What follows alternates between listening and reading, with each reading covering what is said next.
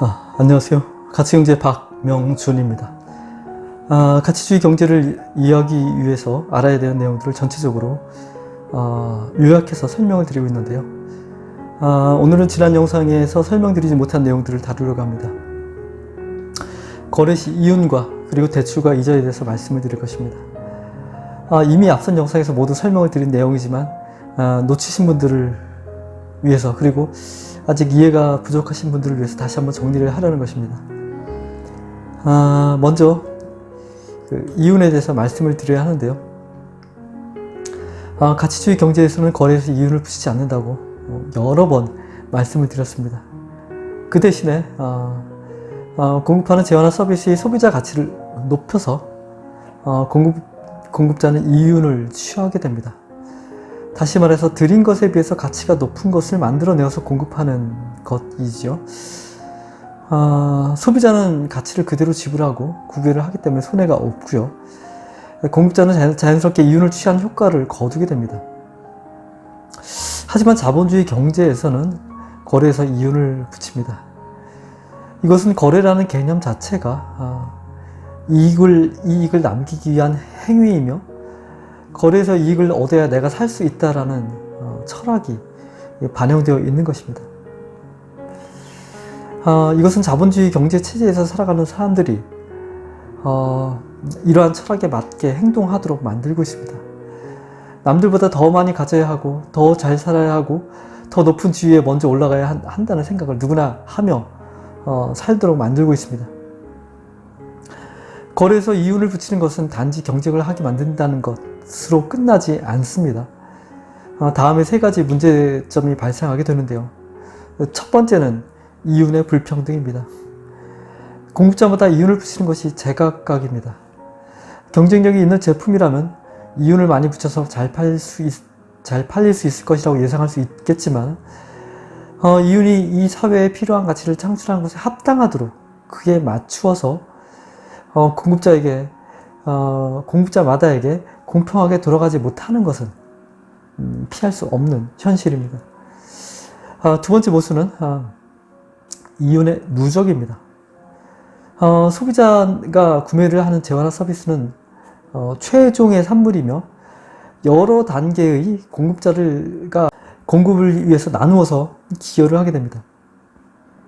각 공급자가 그에 대한 이윤을 각각 취하게 되며, 소비자가 지불하는 가격에는 여러 공급자들의 이윤을 각각 챙겨주는 비용이 모두 들어가게 되어서 이 이윤을 붙이는 일이 이렇게 누적이 되는 현상을 피할 수 없습니다. 최적화된 공급의 단계로 구성이 되는 경우가 아니라면 소비자는 반드시 거래를 통해서 손해를 보게 됩니다. 세 번째의 모순은 이윤에 의한 부의 이동입니다. 일반적인 근로자에 해당되는 분들은 모두 평생 동안 소비자로 살아가게 됩니다. 공급자들은 보통 대량으로 재화나 서비스를 공급하시는 분들이죠. 소비자는 소비자로서, 그리고 공급자는 공급자로서 평생 동안 거래에 임하게 되는데요. 거래에서 이윤은 항상 공급자가 챙기게 됩니다. 그러면 소비자의 재산이 자연스럽게 공급자에게로 이동되는 현상이 일어나게 되는데요. 단기간에는 피부에 와닿지 않겠지만 기간이 길어진다면 소비자는 점점 가난해지고 공급자는 점점 부자가 되는 것이죠. 부익부, 빈익빈 현상에 대해서 거래에서 이윤을 붙이는 일이 기여를 하는 것입니다. 가장 이상적인 거래는 서로 간에 이윤을 붙이지 않으며 준 것만큼 그대로 돌려받게 되는 것입니다. 그 대신에 공급자가 공급을 위해서 소모하는 가치보다 소비자 가치와 사회적 가치가 높아지도록 만들어서 재화나 서비스를 공급해서 이익을 취하는 것입니다. 이것이 가장 합리적이고 가장 이상적인 거래의 방식이며, 누구에게도 손해가 되지 않으며 가장 공평하고 지속 가능한 거래가 됩니다. 다음은 대출과 이자에 대해서 말씀을 드려야 하는데요. 가치주의 경제에서는 대출도 없고, 따라서 이자라는 개념도 존재하지 않습니다. 대출이 없기 때문에 빚쟁이도 없고 파산이라는 일도 일어나지 않습니다. 대출이 없으면 무언가 필요한 것을 구매하고자 할 때 그것이 힘들어지지 않을까라는 생각을 할 수도 있는데요. 그것을 구매할 만한 가치를 완전히 확보한 이후에 구매를 하면 됩니다. 처음에는 조금 늦어지는 듯해도 경제가 돌아가는 측면에서는 대출의 유무와 상관없이 생산과 소비 순환이 이루어지는 것은 결국 똑같습니다. 다만 대출로 인한 모순이 발생하지 않게 되겠죠. 자본주의 경제는 지속 가능하지 않은 경제입니다. 빚이 누적되어서 언젠가는 폭탄이 터지게 됩니다. 우리 인간의 경제가 자연의 원리를 따르고 있지 않기 때문에 이런 일이 발생하겠죠. 자연은 오랜 기간 동안 그 생명을 지속하고 있으며 우리 인간이 문제를 일으키지 않는다면 앞으로도 그렇게 자연은 문제없이 쭉 지속이 될 것입니다. 우리 인간의 경제가 자연의 원리를 따르게 된다면 마찬가지로 그 생명이 문제없이 지속될 수 있습니다. 자연에는 순서가 있습니다.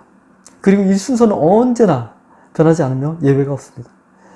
자연에서는 땀을 흘리고 노력하는 수고가 먼저 요구가 되며 그 다음에 열매를 딸 수 있습니다.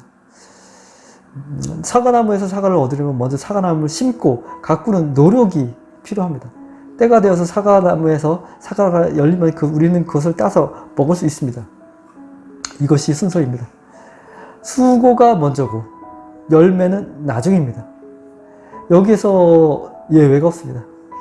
먼저 사과를 먹고 나서 나중에 사과나무를 심어서 가꾸는 노력을 하는 방법 자체가 존재하지 않습니다. 인간의 경제에서는 대출이라는 것이 있습니다. 대출은 당장 돈이 생기고 그것을 우리가 원하는 것을 당장 얻을 수 있는 것이죠. 그리고 나서 우리는 나중에 대출금을 갚게 됩니다. 먼저 열매를 얻은 대가로 우리는 이자라는 것을 더 부담하게 되겠죠. 원금 말고도 이자까지 갚아야 하는 것은 우리가 먼저 무언가를 취한 것이기 때문에 그 덕분에 인간의 경제는 모순이 만들어집니다. 대출금을 모두 갚는 것도 잘 되지 않고 이자 자체도 가치 교환의 왜곡을 일으키게 됩니다. 자연의 경제는 뿌린대로 거두는 경제입니다. 콩 심은 데 콩 나고 팥 심은 데 팥 나는 경제입니다. 아니 땐 굴뚝에는 연기가 안 나는 경제입니다. 하지만 인간의 경제는 뿌리지 않고도 거둘 수 있는 경제입니다. 자연의 순서와 맞지 않은 인간의 경제는 탈이 나게 되어 있습니다. 문제의 근본 원인은 순서를 바꾼 것입니다.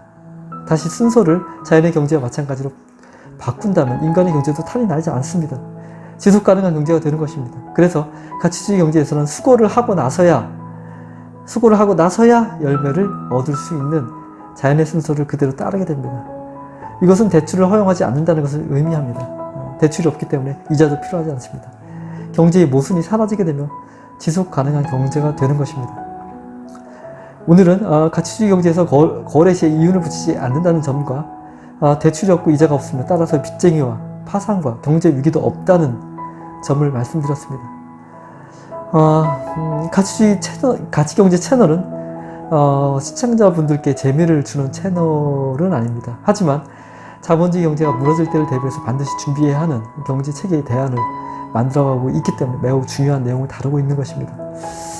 아직 많은 분들에게 관심이 가지 않는 이야기들이지만 자본주의에서의 경제의 모순이 쌓여가고 그것을 해결할 수 없는 한계점에 다가설수록 그 중요도는 더해질 것입니다.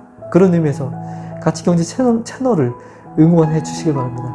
여러분의 구독과 좋아요 그리고 시청 그리고 주변 분들에게 공유는 가치경제 채널을 지속시킬 것이며 우리 후손들에게 희망이 있는 세상을 물려주는 길을 열게 될 것입니다. 오늘은 여기까지입니다. 감사합니다.